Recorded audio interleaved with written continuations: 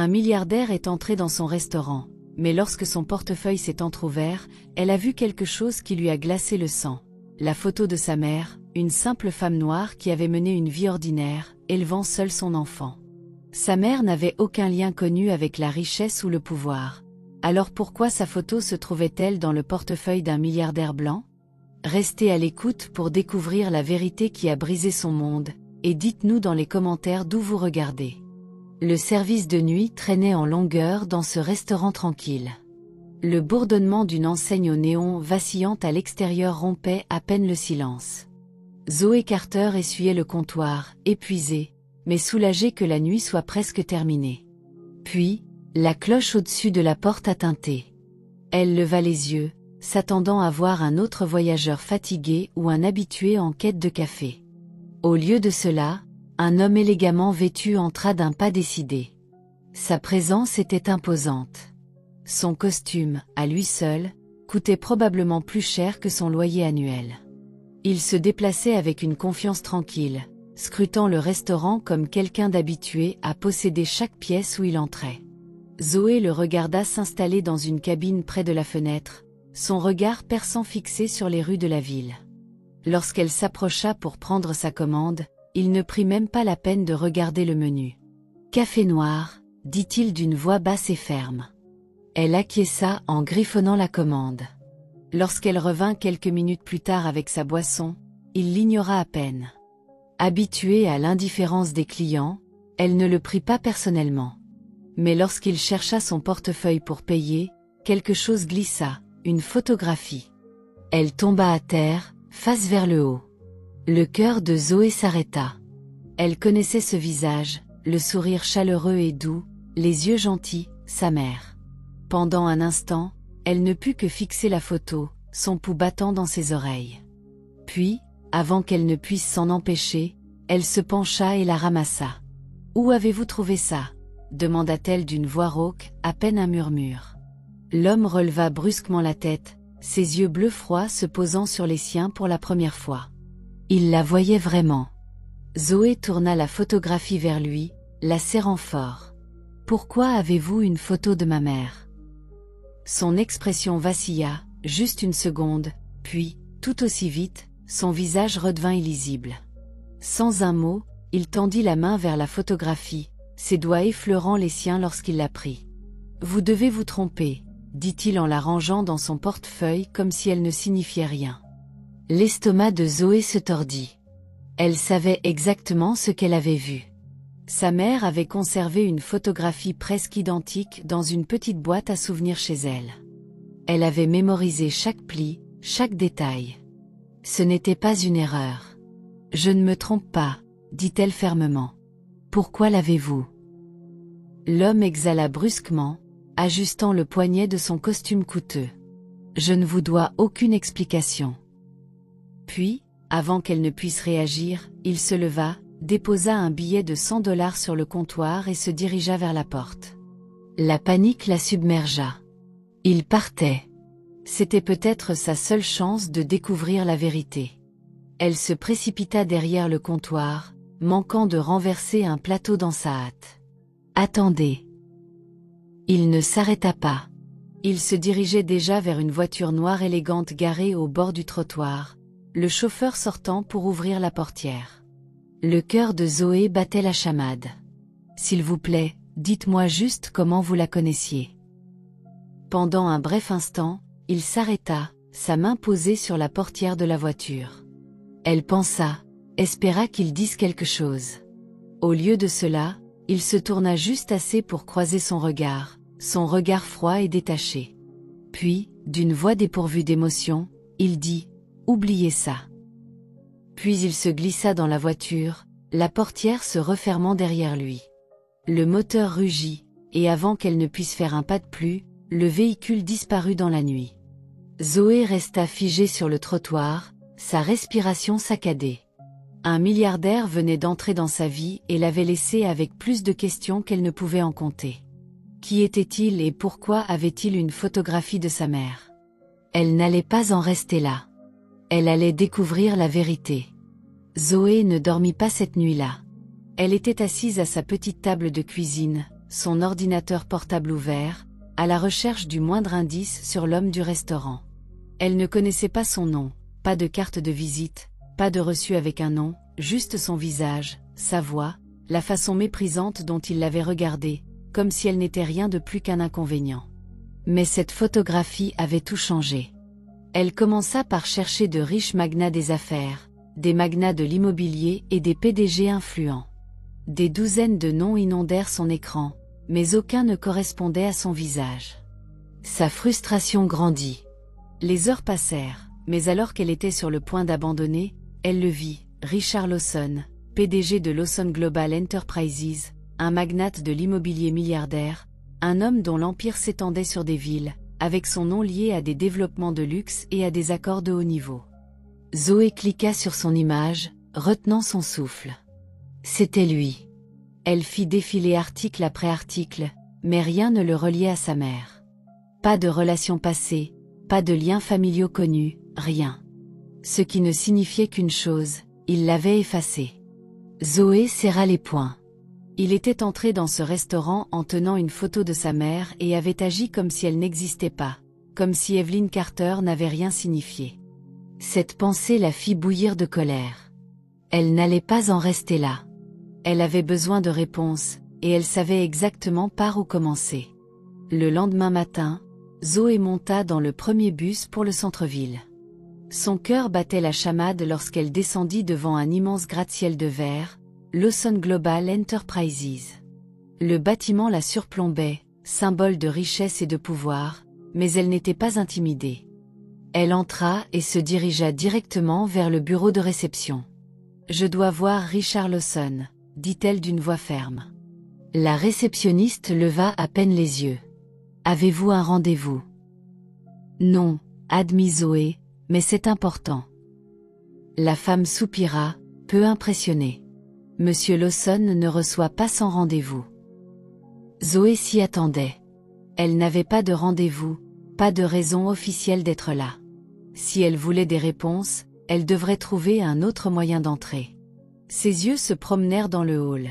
Des gardes de sécurité près des ascenseurs, des employés présentant des badges pour passer les tourniquets. Impossible d'entrer par la voie normale. Puis elle le remarqua, un jeune homme d'une vingtaine d'années, tenant une tasse de café et un dossier, se dirigeant vers les ascenseurs. Il avait l'air distrait. Elle se déplaça rapidement, se mettant à son pas. « Et, chuchota-t-elle d'urgence, attendez. Vous avez oublié de m'envoyer ce rapport. Monsieur Lawson en avait besoin. » L'homme cligna des yeux, surpris. « Quoi ?» Zoé soupira avec une fausse exaspération. Le rapport qu'il attendait ce matin. Avant qu'il ne puisse répondre, elle s'avança en douceur, passant directement le tourniquet juste au moment où son badge activait le capteur. Le garde lui jeta à peine un coup d'œil. Elle était à l'intérieur.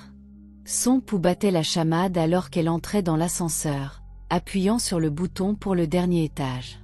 C'était le moment. Elle était sur le point de rencontrer Richard Lawson en personne, et cette fois, il n'allait pas s'en aller. Les portes de l'ascenseur s'ouvrirent sur le dernier étage de Lawson Global Enterprises. Zoé sortit, le souffle court, les mains serrées le long du corps.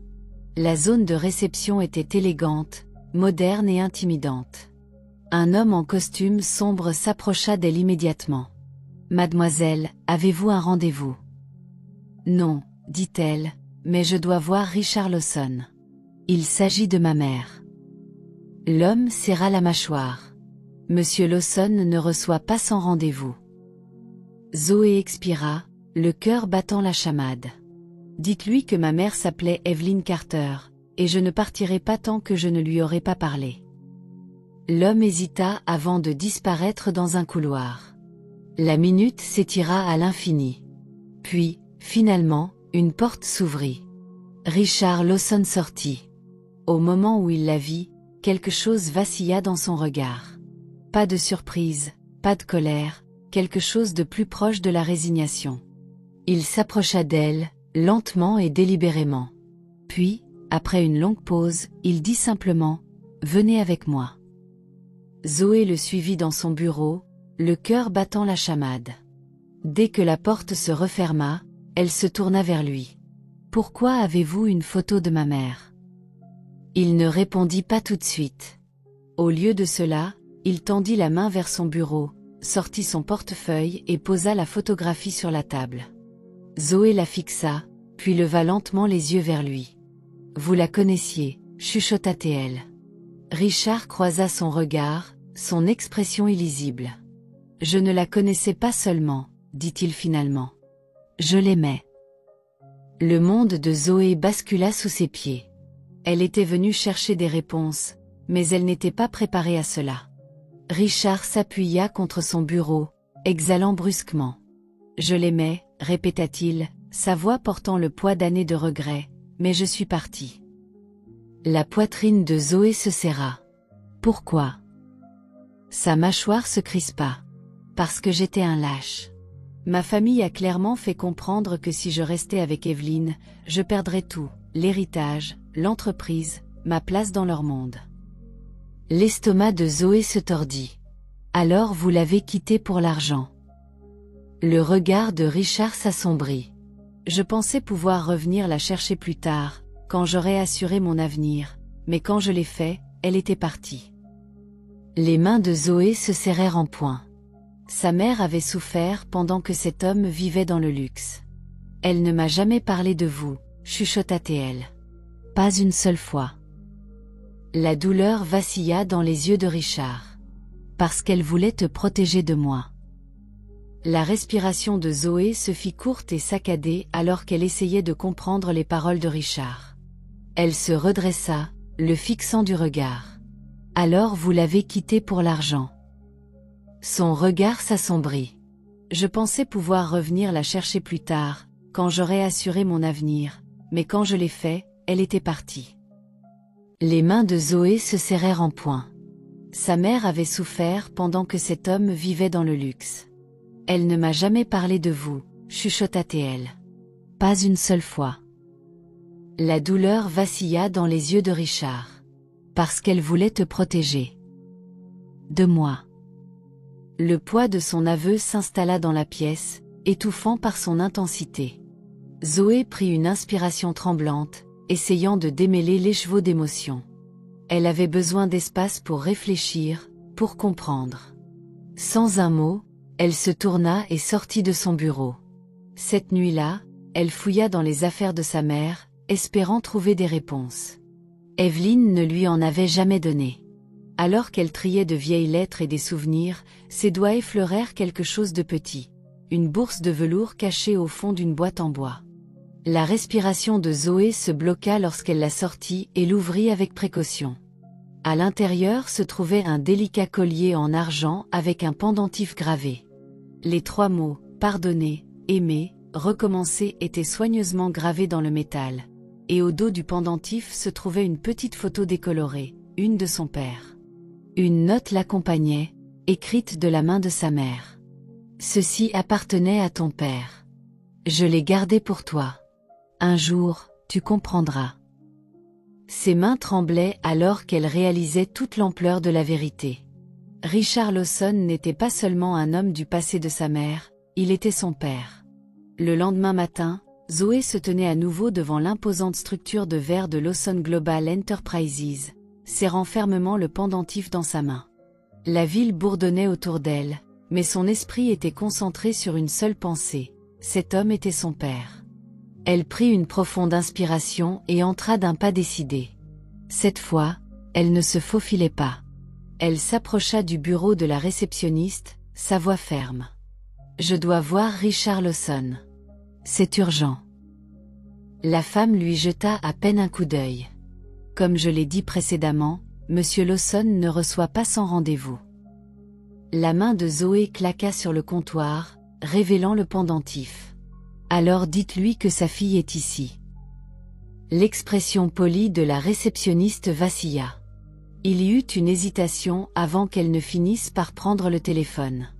En quelques instants, des gardes de sécurité encadrèrent Zoé, mais avant qu'ils ne puissent l'escorter dehors, une voix profonde retentit dans l'air. « Laissez-la entrer. » Richard se tenait au bout du hall, son visage illisible. Il se tourna et se dirigea vers son bureau sans un mot. Zoé suivit, le cœur battant la chamade. La porte se referma derrière elle, les enfermant dans un épais silence. Zoé ne perdit pas de temps. Elle posa le pendentif sur son bureau et croisa les bras. Expliquez ça. Richard fixa le collier, ses doigts planant au-dessus de lui sans jamais le toucher. Sa mâchoire se crispa, son assurance se fissurant pour la première fois. Elle l'a gardé, murmura-t-il presque pour lui-même. Elle ne l'a pas seulement gardé, répliqua Zoé. Elle l'a laissé pour moi, avec une note. Elle ne m'a jamais dit qui était mon père, mais ça, fit-elle en désignant le pendentif, ça m'a tout dit. Richard exhala brusquement, se frottant les tempes. Je ne savais pas, admit-il. Si j'avais su qu'elle était enceinte, si j'avais su pour toi. Il laissa les mots s'éteindre comme s'ils lui causaient une douleur physique. La poitrine de Zoé était douloureuse, mais elle refusa de laisser la sympathie obscurcir sa colère. Mais vous ne saviez pas parce que vous êtes parti. Je l'ai cherché, dit Richard, sa voix rauque. Quand j'ai réalisé ce que j'avais perdu, elle avait disparu. J'ai engagé des enquêteurs. Aucune trace. Elle s'est assurée que je ne la trouverais pas. Zoé déglutit difficilement. Cela ressemblait exactement à sa mère, la protégeant à tout prix. Mais était-ce vraiment une protection, ou lui avait-elle volé quelque chose? Elle pensait qu'elle me protégeait de vous, dit Zoé lentement, testant les mots en les laissant quitter ses lèvres. Elle ne pensait pas que vous méritiez d'être dans ma vie. Richard tressaillit. Peut-être qu'elle avait raison. Le silence s'installa entre eux. Pour la première fois, Zoé vit les fissures dans son armure, le regret, le chagrin, les années à se demander ce qui aurait pu être. Je ne peux pas changer le passé, dit Richard d'une voix plus calme, mais je peux être là maintenant. Les doigts de Zoé se crispèrent autour du pendentif. Pardonner, aimer, recommencer, les mots pesaient lourdement sur elle. Je ne sais pas si je peux vous pardonner, admit-elle, pas encore. Richard acquiesça, son expression solennelle. Je comprends. Zoé prit une inspiration tremblante, son esprit tourbillonnant de questions, d'émotions, d'incertitudes. Mais une chose était claire, elle n'allait pas partir, pas encore. Pour la première fois, elle était prête à l'écouter. Pendant un long moment, aucun d'eux ne parla. L'air entre eux ressemblait à un fil fragile, prêt à se rompre à tout moment. Finalement, Zoé tendit la main vers le collier sur le bureau et l'attacha autour de son cou. Sa mère avait laissé ça pour une raison. Peut-être qu'il ne s'agissait pas seulement de Richard, peut-être qu'il s'agissait de Zoé, de lui donner le choix que sa mère n'avait jamais eu. Les yeux de Richard se posèrent sur le pendentif, sa respiration se bloquant légèrement. Elle n'a vraiment jamais cessé de penser à moi, n'est-ce pas? Zoé déglutit difficilement. Elle n'a jamais cessé de me protéger. Il acquiesça, comprenant. Je ne te demanderai pas de me pardonner aujourd'hui ou demain. Mais si tu veux un jour me connaître, pas en tant que Richard Lawson, mais juste en tant qu'un homme qui a fait une terrible erreur, je serai là. Zoé l'étudia, cherchant la tromperie, l'arrogance. Elle ne trouva rien, juste du regret, juste un homme qui avait passé des décennies hanté par un choix qu'il ne pouvait pas annuler. Elle recula, ses doigts effleurant le pendentif une fois de plus. Je ne sais pas ce qui va se passer ensuite, admit-elle. Un petit sourire presque triste traversa les lèvres de Richard. Moi non plus, mais peut-être que c'est bien. Zoé acquiesça. Puis, avec un dernier regard, elle se tourna et se dirigea vers la porte, ne courant pas, ne sortant pas en trombe, juste partant de son propre chef. Elle n'était pas prête à l'appeler son père, mais elle ne fermait pas la porte non plus. Peut-être que certaines choses ne sont pas destinées à être réécrites, mais peut-être, juste peut-être, pourraient-elles être réécrites ensemble. Zoé acquiesça. Puis, avec un dernier regard, elle se tourna et se dirigea vers la porte. Chaque pas semblait plus lourd que le précédent, comme si elle portait non seulement sa propre douleur, mais aussi le poids des années perdues. Elle hésita une fraction de seconde, mais elle ne se retourna pas, non pas parce qu'elle s'en fichait, mais parce que certaines blessures ne sont pas destinées à guérir du jour au lendemain. Elle s'éloigna, non pas pour effacer le passé, mais pour décider si elle était prête à réécrire l'avenir. Elle n'était pas prête à l'appeler son père, mais elle ne fermait pas la porte non plus. Peut-être que certaines choses ne sont pas destinées à être réécrites, mais peut-être, juste peut-être, pourraient-elles être réécrites ensemble. L'histoire de Zoé est la preuve que le passé ne doit pas nécessairement définir l'avenir. Parfois, la guérison ne consiste pas à oublier, mais à décider de ce qui va se passer ensuite. Que pensez-vous que Zoé devrait faire? Devrait-elle laisser Richard entrer pleinement dans sa vie et lui donner une chance d'être le père qu'elle n'a jamais eu, ou vaut-il mieux garder ses distances et aller de l'avant sans lui? L'amour et le regret peuvent-ils vraiment guérir de vieilles blessures, ou certaines cicatrices sont-elles trop profondes pour être réparées? Partagez vos pensées dans les commentaires ci-dessous. Nous aimerions savoir quelle est, selon vous, la meilleure fin pour cette histoire. Si vous avez aimé cette histoire, n'oubliez pas d'aimer, de vous abonner et de cliquer sur la cloche de notification pour ne jamais manquer une autre histoire puissante. Merci d'avoir regardé, et à la prochaine histoire.